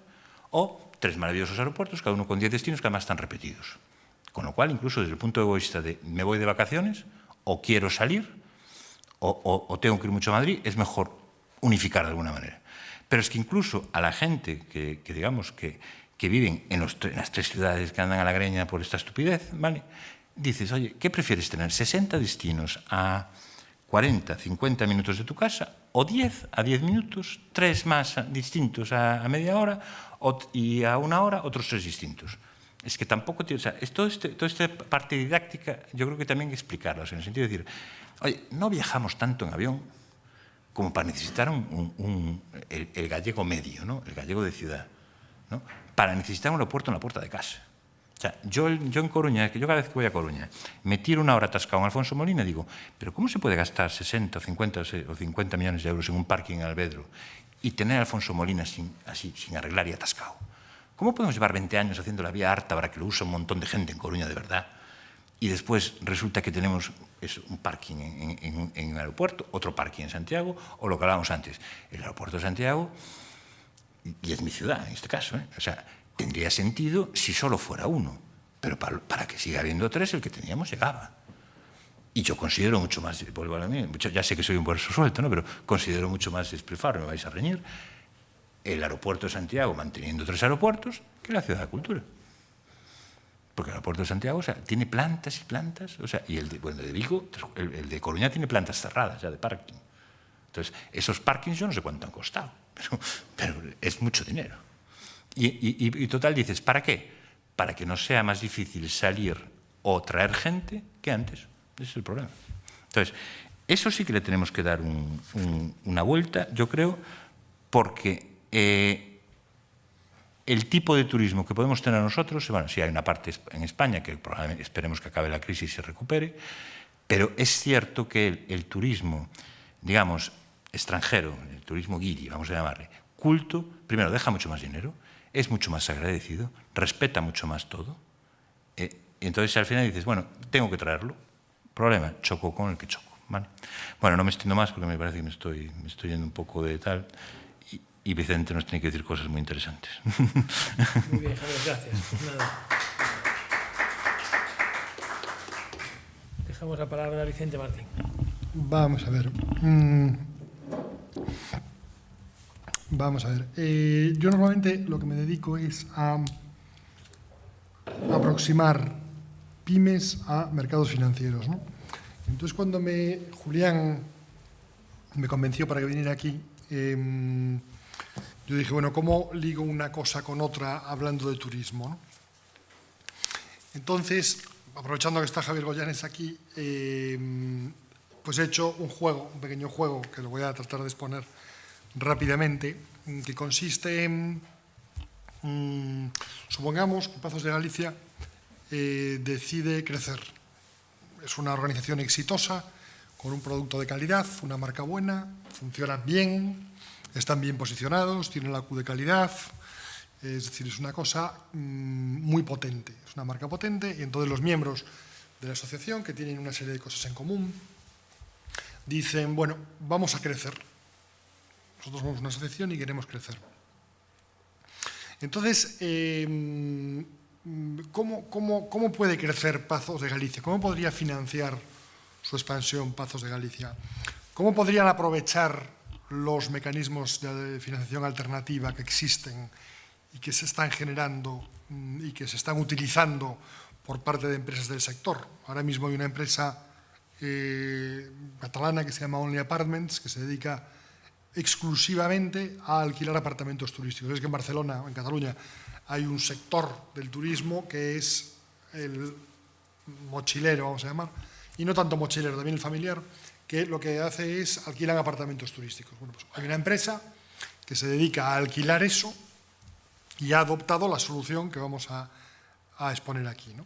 Entonces, ¿qué tendrían que hacer Pazos de Galicia para financiar su expansión? ¿O cómo podrían aprovecharse de los nuevos medios de financiación alternativa?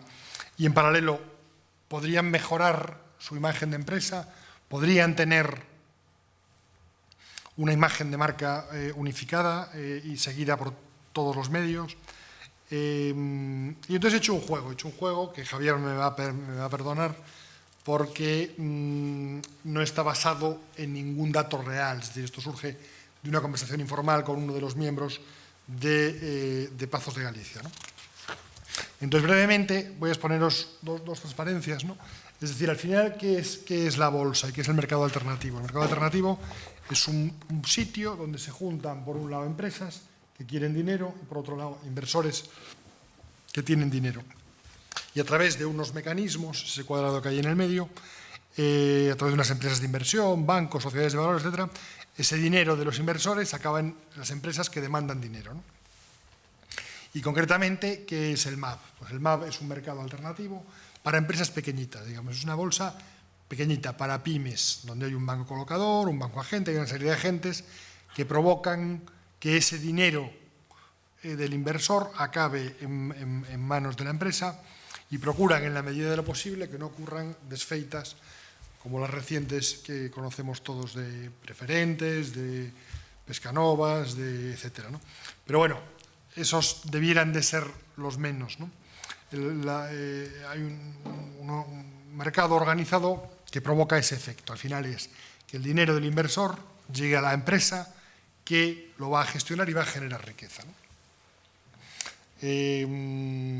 Entonces, ¿cómo podría, como repito, este juego que he hecho, cómo podría Pazos de Galicia acceder aquí y qué beneficios obtendría, ¿no? Yo me he hecho una cuenta de resultados imaginaria, que Javier me dirá seguro que es falsa, porque seguro que es falsa, pero teniendo en cuenta los 21 Pazos de Galicia, suponiendo, he creado una serie de productos, ¿no?, que serían pues, la hostelería para residentes, las habitaciones para no residentes, eventos, etc. Y he hecho una estimación de facturación, de beneficio antes de impuestos, de beneficio después de impuestos. Si centralizamos esa gestión y la profesionalizamos, que ahora está muy profesionalizada, porque Pazos de Galicia, repito, es un modelo de gestión que ojalá hubiera muchas cosas similares en Galicia, pero bueno, si pudiéramos centralizar, crear una central de compras, unificar la gestión, maximizar los beneficios, algo parecido a lo que puede ser Paradores, aunque bueno, Paradores, por suerte para Pazos de Galicia, no tiene un funcionamiento, o no ha tenido históricamente un funcionamiento muy eficiente, ¿no? Pero supongamos que todo eso funciona bien, supongamos que todo eso mejora la gestión y mejora los márgenes, ¿no? Bien, pues he hecho yo una cuenta de resultados que, repito, es un mero juego en base a una serie de comentarios con alguien del sector y me sale un valor. ¿Qué ocurre con ese valor? Hoy, en España, en Europa, perdón, el sector turístico está con unas valoraciones brutales. ¿Por qué? Bueno, por las perspectivas, porque se supone que estamos saliendo de la crisis, porque los americanos quieren entrar en Europa al precio que sea, por un montón de circunstancias, porque los tipos de interés están muy bajos, por motivos que sean. Hoy el PER del sector, el PER es la relación entre precio y beneficio. Es decir, cuántos años tienen que pasar para que yo recupere la inversión, ¿vale? Es decir, si una empresa vale 100 y gana 10, su PER es 10. 100 entre 10, 10. En 10 años, si yo me compro la empresa, recuperaría la inversión, ¿no?, teóricamente. Bien, pues Pazos de Galicia, con ese múltiplo que funciona bien en el mercado, que es este 42, es la media de cómo cotiza NH, cómo cotiza Meliá, cómo cotiza Hoteles Accor, cómo cotizan todos los grandes grupos europeos, que está altísimo, está carísimo. Insisto, por muchas razones, luego si queréis lo comentamos. Pazos de Galicia, con esa cuenta de resultados que me he inventado, valdría aproximadamente unos 30 millones de euros. Le aplicamos una prima de descuento porque Pazos de Galicia no es NH ni es Meliá, es decir, que son valores muy líquidos que valen miles de millones de euros, y iría a un mercado pequeñito, le quitamos un 20, un 25%, y entonces, Pazos de Galicia descubrimos que puede tener un valor de en torno a 24 millones de euros. ¿Quiere decir esto? Es decir, ¿cómo se organizaría esto? Pues esto se organizaría como una sociedad anónima, lo cual es muy difícil porque los propietarios de Pazos de Galicia tendrían que ceder su negocio y serían accionistas de una sociedad resultante. Evidentemente no se alteraría la propiedad inmobiliaria, cada uno de los propietarios de los Pazos siguen siendo dueños de su propiedad inmobiliaria, se crearía una marca común, etcétera, ¿no? Entonces, hecho este juego, aparecería una serie de ventajas para la sociedad, habría acceso a una financiación más barata, es decir, sería una central para poder negociar con entidades, habría una notoriedad, una imagen de marca, porque toda la prensa seguiría el experimento, habría liquidez para los propietarios, es decir, al ser un activo cotizado, los propietarios podrían traspasar o vender o comprar sus acciones, habría una valoración objetiva, que sería la que fijaría el mercado, y para lo que sería el sector de Pazos de Galicia, podrían acceder a distribuidores cualificados, es decir, no es igual que un Pazo intente posicionarse en un mercado determinado o en una feria determinada que vaya Pazos de Galicia. Habría un posicionamiento de marca, como puede ser, por ejemplo, Paradores o Pousadas en Portugal. Habría una mejora de capacidad de negociación, habría una mejora de la capacidad de compra, se profesionalizaría, aunque la gestión de alguna manera, y se patrimonializaría un activo que es un intangible que es hoy por hoy Pazos de Galicia. Es decir, Pazos de Galicia se pondría en valor, es decir, esa cosa intangible que hay ahí, que cada uno de los miembros de Pazos sabe lo que vale su marca, pero de alguna forma se podría cuantificar esto, ¿no? Hecho este ejercicio así a prisa y corriendo y sin más fin que generar un poco de polémica y hacer 4 números, el mensaje que quiero transmitir es decir, hoy por hoy hay una serie de mercados que van apareciendo y de mecanismos que van apareciendo que permiten la financiación de las empresas y que por ahí van los tiros. Es decir, en España tenemos un mercado donde el 93% de la financiación es bancaria, solo un 7% es no bancario, y el no bancario es Telefónica, Santander, BBV, que son emisores de bonos en mercados internacionales, y Telefónica hace emisiones de miles de millones de euros en Nueva York y no pasan por aquí. Pero quitando eso, el 93% frente a países de nuestro entorno, como Francia, donde solamente el 40% de la financiación es bancaria, Italia, el 20% de la financiación es no bancaria, hablo de pymes, Reino Unido, solo el 30% de la financiación es bancaria. Entonces, tenemos que empezar a acostumbrarnos desde el punto de vista de las pymes. Evidentemente, el MAP ya no es para una pyme, ya sería para una cosa de cierto tamaño, pero hay que empezar a hablar de financiación alternativa, hay que empezar a hablar de business angels, hay que empezar a hablar con los family office de los grandes patrimonios, de los cuales en Galicia, como en toda España, o en toda Europa hay bastantes. Hay que empezar a hablar de una serie de figuras que vienen todas de países sajones, como es el direct lending, etc. Es decir, por resumir mucho, el mercado financiero está empezando a cambiar y va a cambiar. Los bancos ya sabemos cómo están y van a estar así siempre. Es decir, no pensemos que los bancos van a volver a dar financiación como daban antes los bancos y las cajas de ahorros. Ese modelo se acabó y no va a volver. Entonces, como las empresas, a Dios gracias, siguen teniendo ideas para crecer, para desarrollar, para expandirse, pues hay que buscar otras formas de financiación que ya están inventadas en países como Inglaterra o como Francia o como tal. Dicho lo cual, pues nada, daros nada más que las gracias y contaros este pequeño divertimento que me he montado para hablar de lo que es la financiación en este caso, de lo que podría ser un proyecto turístico vinculado al patrimonio en Galicia, ¿no? Y nada más. Muchas gracias, presidente. ¿Alguna pregunta, alguna cuestión del público? Porque creo que también las dudas y el debate por ahí. Eu quería, me encantó a charla,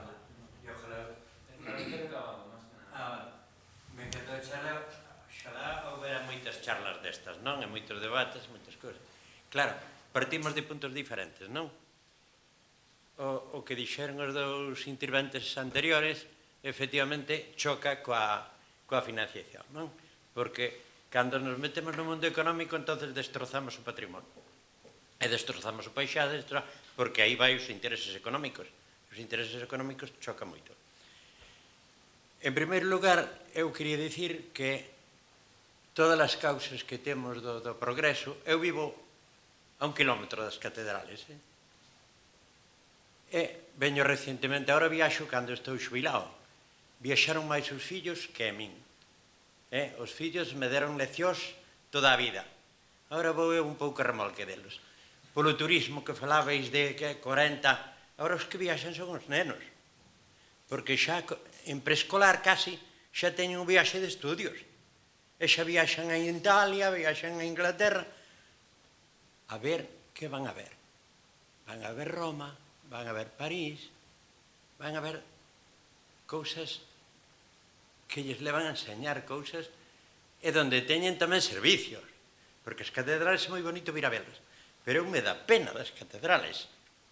Me dá pena cando vexo a xente, en primeiro lugar, as catedrales ten que ser unha masificación, porque hai 2 horas para ver as catedrales. Pero eu che digo que o 80%, vos digo, o 80% da xente que ven ver as catedrales non as ve. Ve solamente os acantilados, desde arriba. Porque chega con María chea e dice, ai, que bonito, que bonito. Porque eu moitas veces vou ali para ver a xente, as reaccións da xente, non? Ai, que bonito. Bueno, como non temos moito tempo, xa foi a cousa así. Eu, en primeiro lugar, creo que todo o problema que temos é político. Porque o que deixe facer, non deixe facer, fago isto, que permita esas cousas que vos decís, non? Son os políticos os que nos deixen facer unha cousa ou outra. Pero os intereses que hai, de todo. Vemos os intereses dos políticos, cantos hai aquí hoy?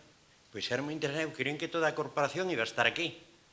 Porque, ademais, como ti moi ben dixeche, Pazos, dicir, o alcalde todos os días nos sale na prensa dicindo que as catedrales é un horror. É un horror que hai buscar solución. Leva 8 anos no cargo. Non hai solución ninguna, nin por parte do Ayuntamiento, nin por parte dos poderes públicos, non? Eu teño moita gana de intervir en moitos programas, en moitas charlas que ten na radio. Pero, bueno, esperemos que algún día seña convocado tamén a ela.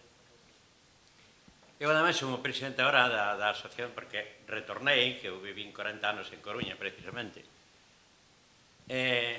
Falando de Suiza, que me fixo moita gracia, efectivamente, Suiza, acabamos de estar en Suiza, en Ginebra, en Neuchâtel, en Zurich, en Berna, en Solothurn, bueno, bastantes sitios de Suiza. Recorremos nunha semana o que puidamos de Suiza. Pero son suizos. Son suizos. Nosotros somos españoles. Cantos corruptos hai en Suiza? Poucos, algúns sí. Cantos temos en España? Cantos aforados hai en Suiza? Ningún. Cantos aforados hai en España? 12.000 aforados. Aí está o problema. Estamos tocando todos os palos. Bueno, era central o el turismo o el patrimonio o las dos cosas a la vez, no el tema, ¿no? Para que podamos preguntar. Pero mire, perdone, solo decís un segundo. Esta mesma frase escucheina eu xa fai 20 anos co tema da conducción. Ai, que os españois conducimos fatal. Sempre imos ir a toda velocidade, non imos cumplir as normas, imos levar 4 copas de máis. É verdade. Ninguén pasa de 120, ninguén conduce con unha copa de viño.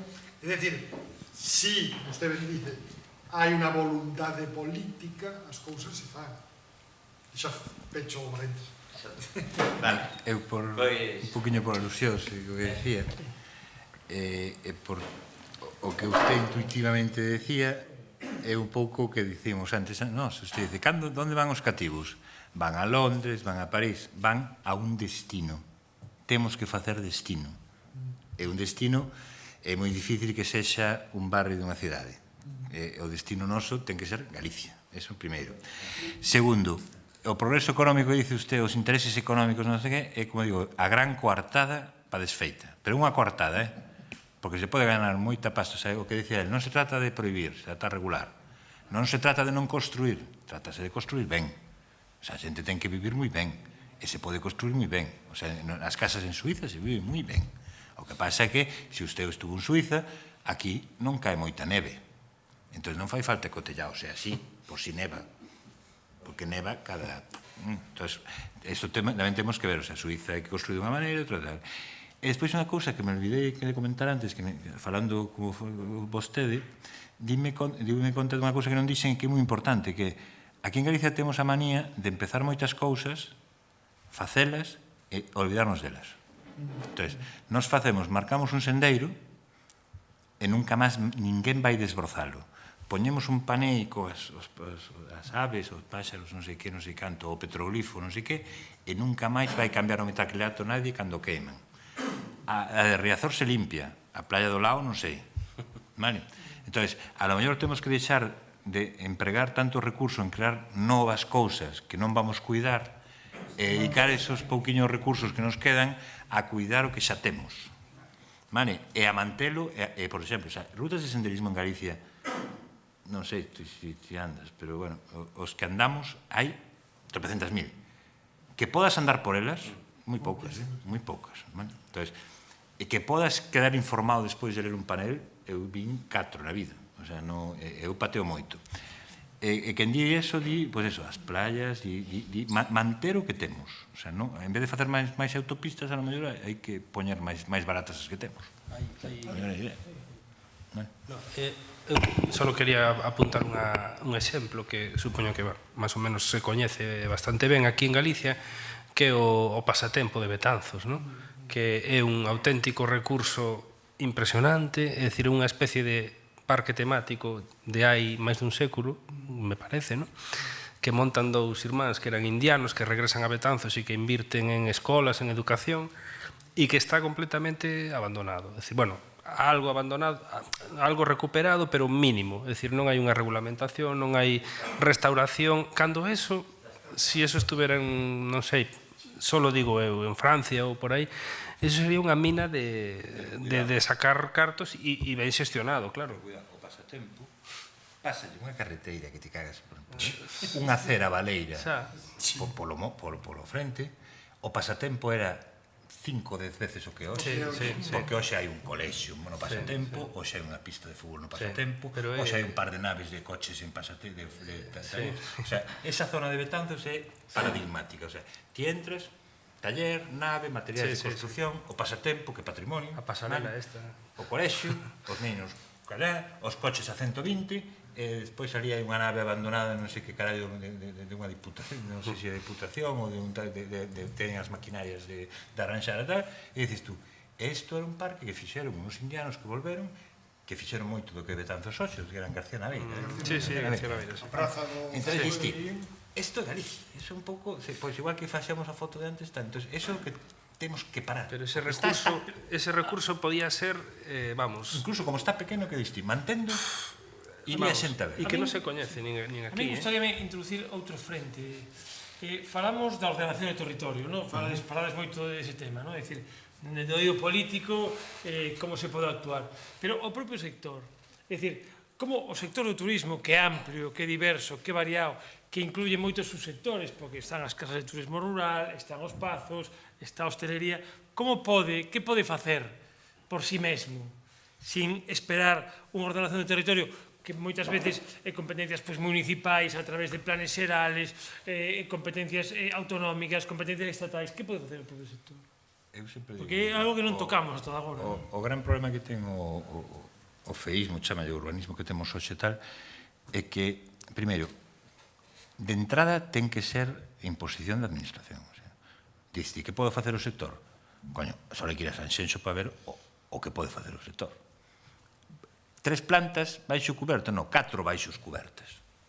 E se podemos timar máis e meter máis menos, o sea, todas as rías baixas, o sea, o que eran a zona de Sanxenxo fai 30 anos e o que hoxe, sabes o que pode facer o sector, como deixes, espita libre.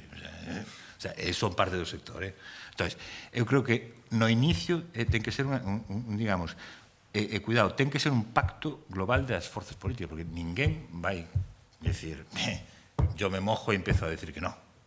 A mí díxome unha vez un alcalde de aquí de Lugo, non vou decir de onde, me dixo, eu, Javier, como dices facer eso, joder? Me dice, Javier, que son? Eu son alcalde por 20 votos. Se le niego 3 licencias, alá vai. Claro, entonces, o de verdad, a lei de solo é as forzas, digamos, as que teñen representación, as que non, e de verdad empezamos a decir, mira, aquí vamos a levar cada unha parte alícuota das tortas. Porque senón, isto é como sempre así, pero así levamos 30 anos.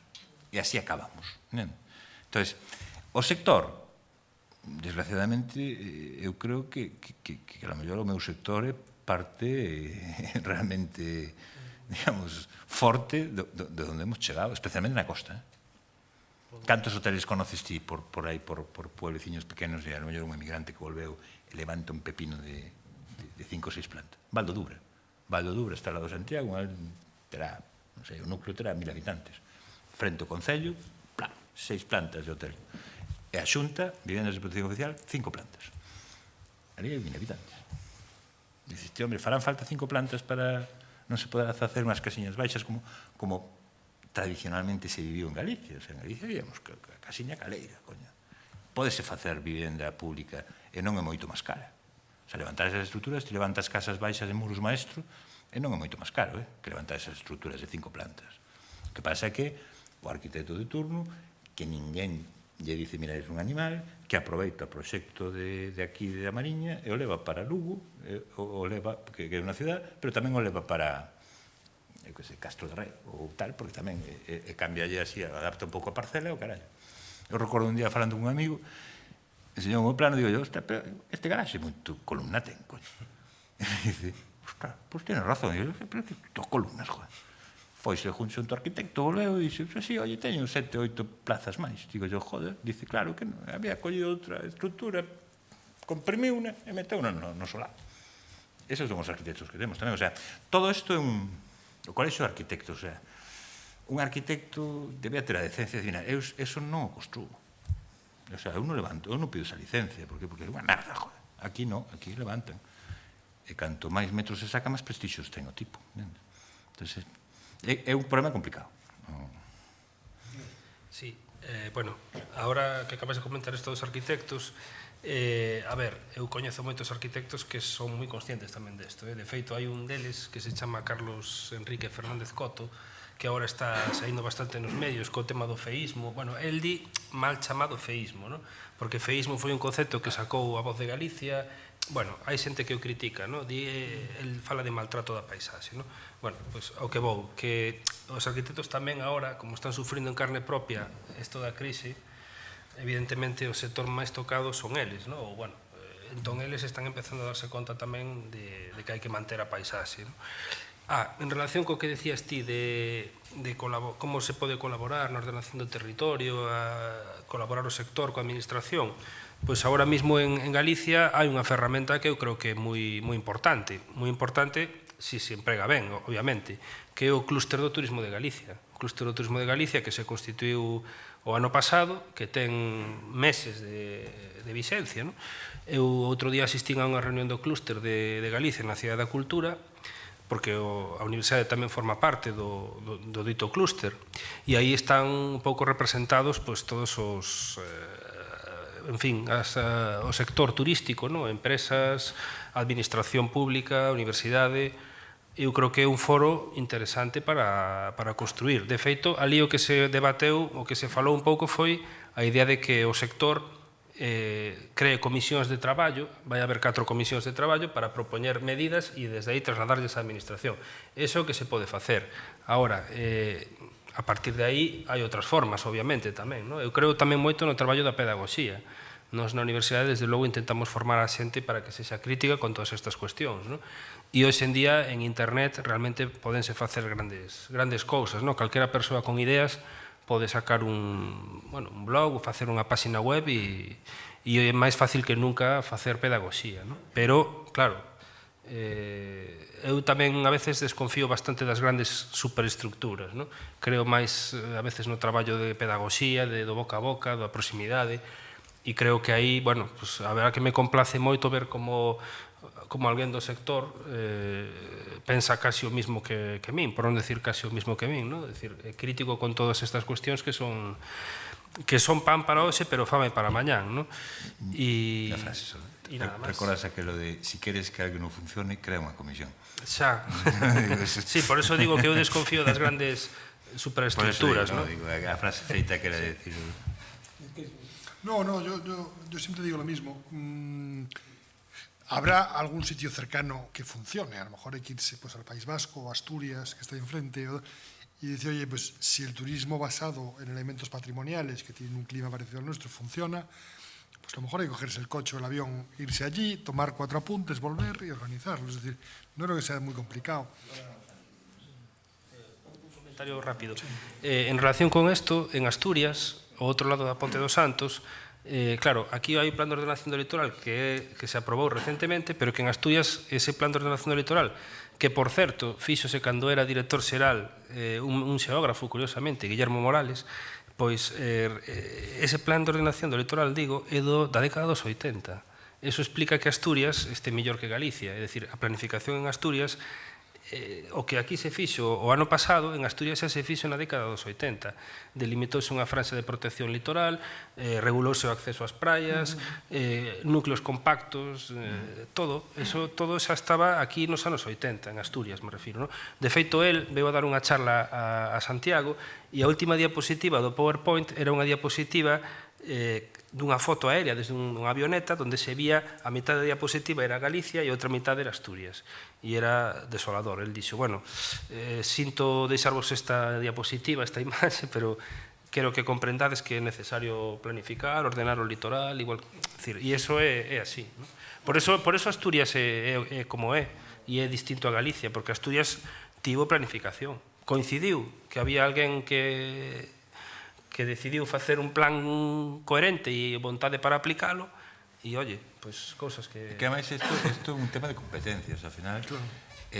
O turismo verde, de feito, o sea, corremos o risco, se non é unha realidade, de perdelo. Por qué? Porque ao final é que Asturias é máis bonita. Non porque o sustrato sea máis bonito, porque Galicia é moito máis bonita. Parece que eles han destrozado moito menos. Pero que fala disso, fala do País Vasco. E ao final isto é un mercado, o sea, igual que eu teño que competir con paradores en Santiago, Galicia ten que competir con Asturias, porque pelexamos polo mismo huésped, entre comillas, ¿sí? Entón, o problema que temos é digamos, artellar de unha maneira a forma de que, digamos, podamos competir. Cada vez estamos fastidiando máis a marca. Cuidado, tiñamos unha marca, decía de Santiago, a potencia da marca Pazos de Galicia, sí, pero a potencia da marca de Galicia, aquelo de Galicia, comer bien. Galicia, chove. Todo eso está perdendo. Bueno, chover non, pero...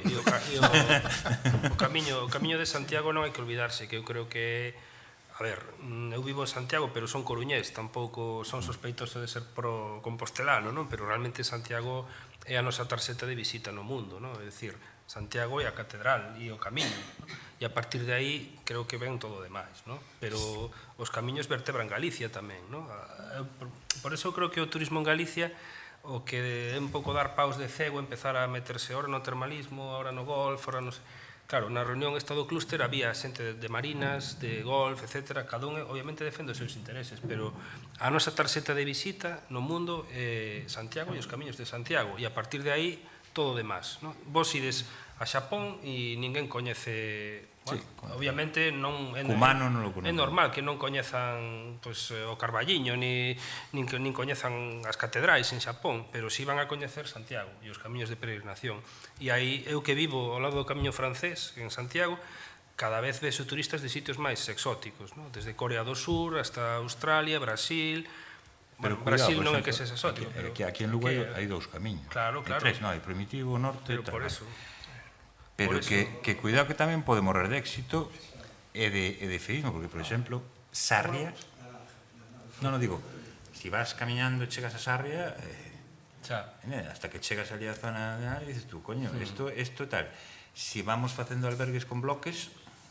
No, pero... A xente non ven a... O tema do feísmo é evidente, pero eu o único que digo é que non deberíamos perder de vista que a tarxeta de presentación de Galicia no mundo é os camiños de Santiago Sí, sí, sí, Santiago. pero corremos o risco de que está empezando a pasar. Esta mañán, o home este de Orlando que teño na casa eu, chegou onte de Salamanca e marchaba hoxe para Oviedo. Eso sí que se empeza a preocupar. Porque antes non, antes chegaba o tío de Orlando e pasaba unha semana ali. Entón, ao final, non sei se... Alfredo, que sí. Dicir que, bueno, que me gustou o temario, pasa que de fondo, de pouso, tanto Miguel como con Javi, tanto eres máis técnico, non? Hai de fondo unha desilusión, un pouco por a mala planificación, de mal que estamos facendo as cousas. Eu penso que realmente a raíces que fai falta espabilar no tema, dicías tú, dicer o nivel da pedagogía, do explicar, e sobre todo do darse de conta aquí, o caso que comentabas de o alcalde que por 20 votos dá esas sentencias, penso que é un exemplo generalizado. Por que? Porque hai moita improvisación, hai moi pouco peso, digo peso tanto fundamental no coñecemento, na aplicación dos coñecementos, no global. Dicir, vamos a estruturar isto, porque realmente hai que estruturar, que está moi mal. Falabades aí antes das leis bases, eso é increíble como quedou. Como quedou? E claro, que tampouco debemos permitir que suceda eso. No momento temos playas Víser, hai a Xilloi, hai moitas que non se coñecen, está das catedrales, está a Xilloi, está moitas máis en cada museo, que están perfectas. Eso hai que espabilar. Sin embargo, hai unha mentalidade de montar rapidamente, de montar un chiringuito, fago deste xeito, sin ningún tipo de planificación. Por que? Porque non hai seriedade, non hai peso. Non hai peso, non hai autoridade. E autoridade refiro menos solamente a autoridade civil, sino a autoridade no coñecemento. Sí, sí, sí. En todo. Bueno, eu de todas formas tampouco quero ser pesimista, porque, a ver, cada vez a xente, como sabemos, viaxa máis, cada vez, por desgracia, a xente volve a ter que marchar, e cando volve, e se instala de novo, trae novas ideas, e así é como se aprende, é o que decíamos antes, non? Hai cousa de 40 anos, comparamos como estábamos e como estamos agora, é dicir, bueno, algo se vai aprendendo, non? Entón, eu creo que a xente xoven moitos, a ver, no tema dos idiomas, non? Sempre se dixo que o problema do turismo era aquí que a xente non falaba idiomas, e en gran medida é certo, pero eu vexo a xente xoven, moitos dos meus alumnos, por desgracia, moitos teñen que marchar, pasan un par de anos fora, volven e falan inglés, e os meus alumnos do máster de turismo da universidade prácticamente falan todos inglés xa, é dicir que tampouco hai que ser tan pesimista porque hai un certo cambio da xente xoven, que se di, a xeneración mellor preparada da historia, tal, non encontra traballo, eso é outro cantar, no? Pero é certo que está moi ben preparada, no? Agora, se non encontran traballo, eso haberá que ver por que é, non? Pero en canto a formación, a preparación e a mentalización, eu creo que evidentemente se progresou moito, e temas medioambientais, temas... Os meus alumnos, desde logo, todos salen moi sensibilizados con estas cousas. Antes unha diapositiva da playa da Coruña, e non é xente xoven. Xa, tamén é certo. Hai un desfase grande, porque a Cabañeira de Lugo que pasan por ali deixan a volta. E igual pasan na Coruña. Eso é unha tentada de roxo, que eu digo así, fui alcalde de Burela e prohibimos facer fogueiras nas playas, porque son unha tentada de roxo. A parte que hai que ver o que hai. E dices, tú sí, teñen a formación, pero sin embargo despois pues, a nivel non se aplica esa formación porque se deixa importa os lugares. A verdade é que eu esa imaxe non a entendo, é dicir, non entendo como é posible que a praia de Riazor quede así. Pero cualquier ven un sueco, ven a recoller eso. Xa. Oiche, eu tuve este fin de semana onte, tuvemos na playa de Riazor, por la noite, tuvemos podes encherar todas as fotos das lumieiras. Bueno, pois o que viví en Coruña 40 anos, quero que me expliqueis o tema ese, é dicir, o fenómeno. Ali non facíamos ninguna fogueira na playa. Nunca. Ninguna. Non se fixo ninguna fogueira.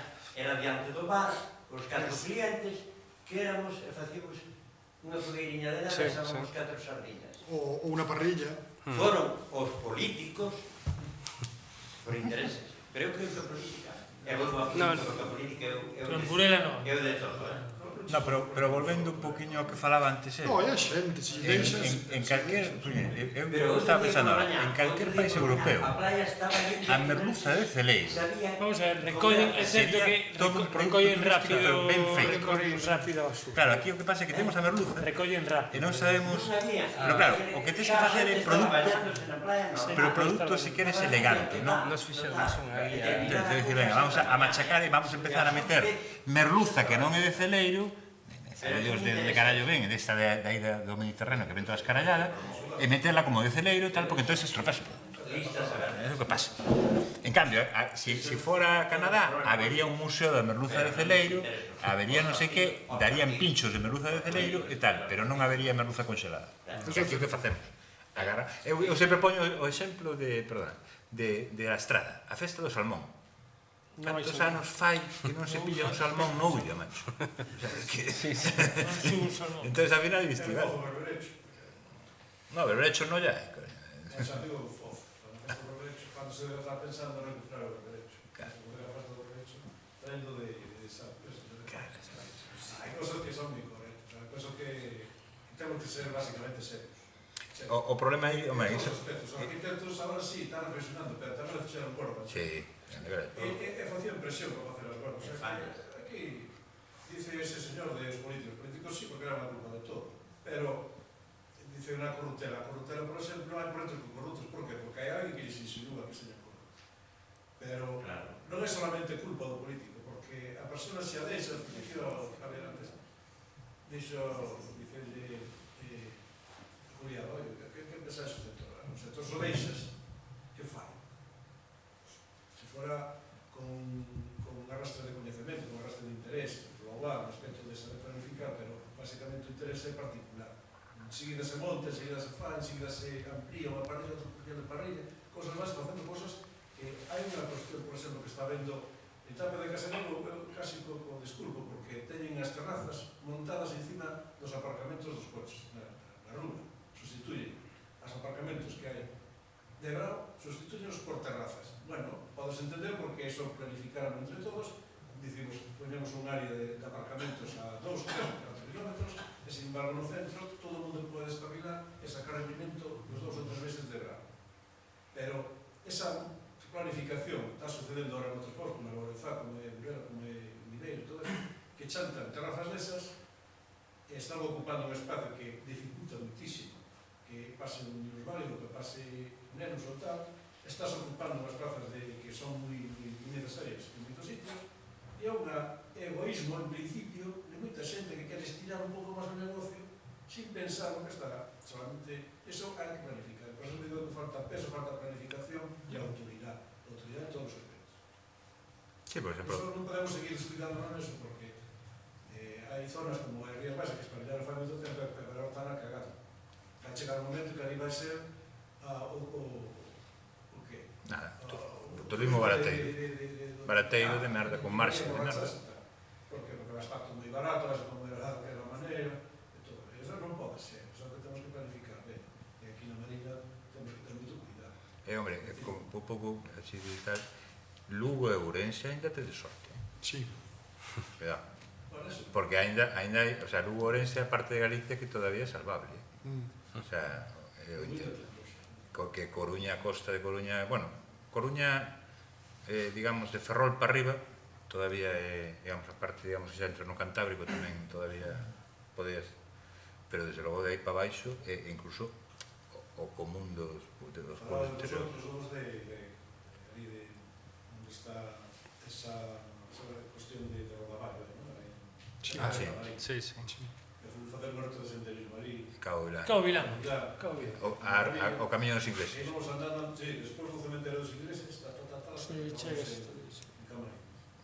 Pues hai un momento que descubres ali 6 chalés, pero que chalés Cuidado. intentaron facer ali. De subnormal perdido, porque ainda por riba, en vez de poñeros mirando para o mar, os poñeron mirando para lá. E tes un paisaxe aí espectacular, xa postos a joder a barrana, coño, polo menos ten vista, cara. Pues non.